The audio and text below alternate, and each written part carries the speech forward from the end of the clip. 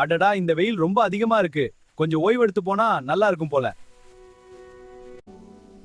இங்கதான் நல்ல நிழல் இருக்கு. கொஞ்சம் தூங்கிட்டு போலாம். ஏய் பாருங்க, கீழே நிறைய வண்ண தொப்பிகள் இருக்கு. வாங்க வாங்க, எல்லாரும் போய் எடுத்துக்கலாம்.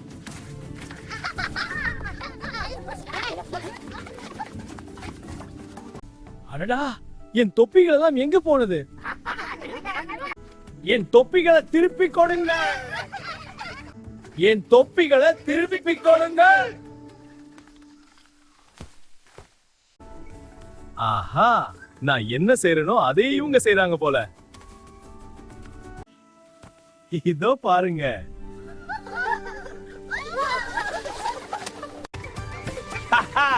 நீங்க புத்திசாலிதான், ஆனா நான் இன்னும் கொஞ்சம் புத்திசாலி.